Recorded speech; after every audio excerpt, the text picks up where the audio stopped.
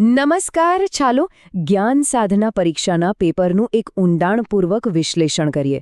આજે આપણે પ્રશ્ન 86 થી 120 સુધીના પ્રશ્નોને જોવાના છીએ.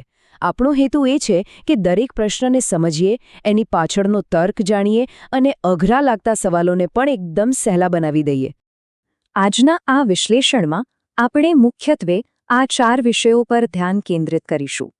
ગુજરાતીથી શરૂ કરીને આપણે હિન્દી, અંગ્રેજી, સામાજિક વિજ્ઞાન અને છેલ્લે બંધારણના પ્રશ્નોને એક પછી એક ઉકેલીશું. તો ચાલો તૈયાર થઈ જાઓ. ચાલો સીધા જ શરૂ કરીએ. પહેલો વિભાગ છે આપણો ગુજરાતીનો. અહીં આપણે વ્યાકરણ અને સાહિત્યના કેટલાક રસપ્રદ પ્રશ્નોથી શરૂઆત કરીશું. પ્રશ્ન 86માં આપણે કર્તરી પ્રયોગ એટલે કે એક્ટિવ વોઇસ શોધવાનું છે.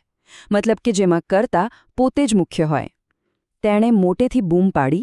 આ વાક્યમાં તેણે એટલે કે કર્તા જાતે જ ક્રિયા કરે છે, એટલે આ જવાબ સાચો છે. હવે બીજો પ્રશ્ન, ડોરણું એટલે શું?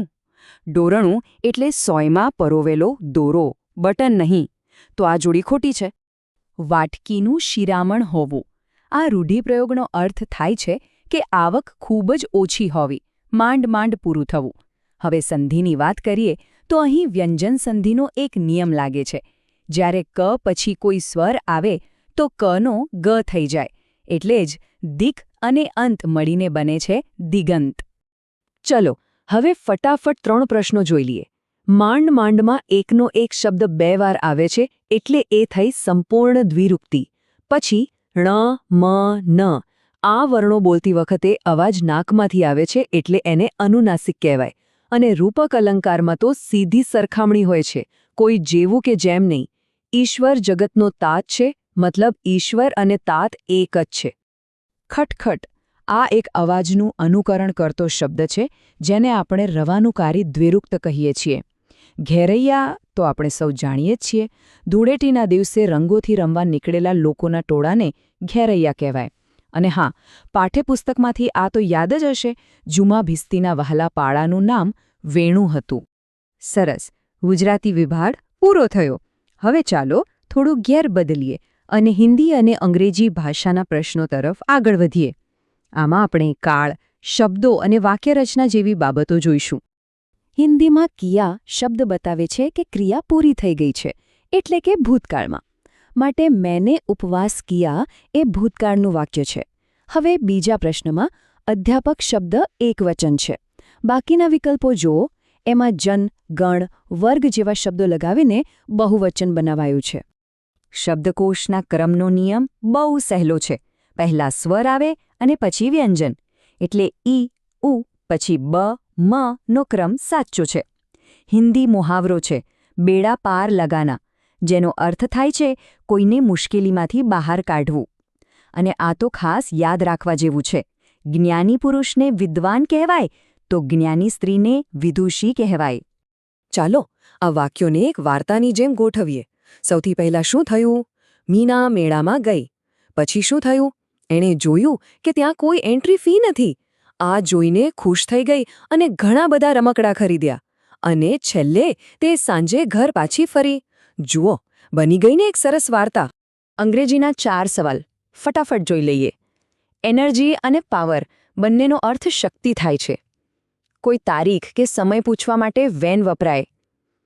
ડકોઇટ એટલે ડાકુ, એ તો સીધું ભાષાંતર છે. અને સક્સેસફુલના સ્પેલિંગમાં ખાસ ધ્યાન રાખવાનું, એમાં સી પણ 2 વાર આવે અને એસ પણ 2 વાર આવે. ચાલો હવે આપણે સામાજિક વિજ્ઞાન અને ઇતિહાસની સફર પર નીકળીએ. આ વિભાગમાં આપણને મહત્વની વ્યક્તિઓ, ઐતિહાસિક ઘટનાઓ અને સંસાધનો વિશે જાણવા મળશે. અહીં એક બહુ સરસ સરખામણી છે. જે રીતે ભારતમાં સિવિલ સર્વિસ એટલે કે સનદી સેવાઓનો પાયો નાખવાનો શ્રેય લોર્ડ કોર્નવોલિસને જાય છે, બસ એ જ રીતે આધુનિક ન્યાયતંત્રની સ્થાપનામાં વોરન હેસ્ટિંગ્સનું નામ મોખરે છે. બંનેએ ભારતના વહીવટીતંત્રમાં મોટા ફેરફારો કર્યા હતા. ખેડા સત્યાગ્રહ પાછળનું મુખ્ય કારણ શું હતું? વાત એમ હતી કે એ વર્ષે ખેડામાં પાક નિષ્ફળ ગયો, પણ અંગ્રેજ સરકારે જમીન મહેસૂલ માફ કરવાની ના પાડી દીધી. આથી ગાંધીજીની આગેવાની હેઠળ ખેડૂતોએ નક્કી કર્યું કે તેઓ મહેસૂલ નહીં ભરે. આ તો એકદમ સ્પષ્ટ છે. સોનું, લોખંડ અને જસત આ ત્રણેય ધાતુમય ખનિજ છે, પણ જીપ્સમ, જે ખાતર અને પ્લાસ્ટર ઓફ પેરિસ બનાવવામાં વપરાય છે, એ અધાતુમય ખનિજ છે. એટલે આ જૂથમાં જીપ્સમ અલગ પડે છે. અહીં 3 મુદ્દા છે. પહેલું, બાજરીના પાકને રેતાળ જમીન માફક આવે છે, કાળી જમીન નહીં. બીજું, આપણા બંધારણે આપણને સાંસ્કૃતિક અને શૈક્ષણિક હક આપ્યા છે, જે અંતર્ગત આપણે આપણી ભાષા અને સંસ્કૃતિને જાળવી શકીએ છીએ. અને ત્રીજું, ભારતમાં કાયદો બનાવવાની જે પ્રક્રિયા છે એ આપણે બ્રિટનની સંસદીય પ્રણાલીમાંથી અપનાવી છે. ચાલો જરા સમયમાં પાછા જઈએ. પોર્ટુગીઝોએ ભારતના પશ્ચિમ કિનારે કેવી રીતે પોતાનો પગપેસારો કર્યો? સૌથી પહેલાં 1510માં એમણે ગોવા પર કબજો કર્યો, પછી 1534માં વસઈ, એના પછીના જ વર્ષે 1535માં દીવ અને છેલ્લે 1559માં દમણ જીત્યો. આ એમનો ક્રમ હતો. ઇતિહાસમાં ઘટનાઓનો ક્રમ ખૂબ જ મહત્વનો હોય છે. અંગ્રેજો સામે જે આદિવાસી બળવા થયા, એમાં સૌથી પહેલા કોલ બળવો થયો હતો. ત્યાર પછી સંથાલ, બસીર અને છેલ્લે વારલી બળવો. આ ક્રમ યાદ રાખવો ખૂબ જરૂરી છે. ખેતીની આખી પ્રક્રિયાને સમજીએ. સૌથી પહેલું કામ છે જમીનને ખેડવાનું. પછી આવે વાવણી, એટલે કે બીજ રોપવા. ત્યાર પછી પાકને પાણી આપવા માટે સિંચાઈ. પછી જે નકામું ઘાસ ઉગી નીકળે એને દૂર કરવો, એટલે કે નીંદણ.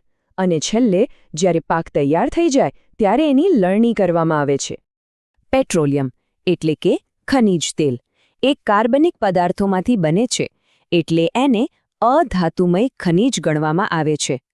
હવે લોકસભાની વાત કરીએ તો એની બેઠકો રાજ્યની વસ્તીના આધારે નક્કી થાય છે અને એને હાઉસ ઓફ પીપલ્સ એટલે કે લોકોનું ગૃહ પણ કહેવાય છે.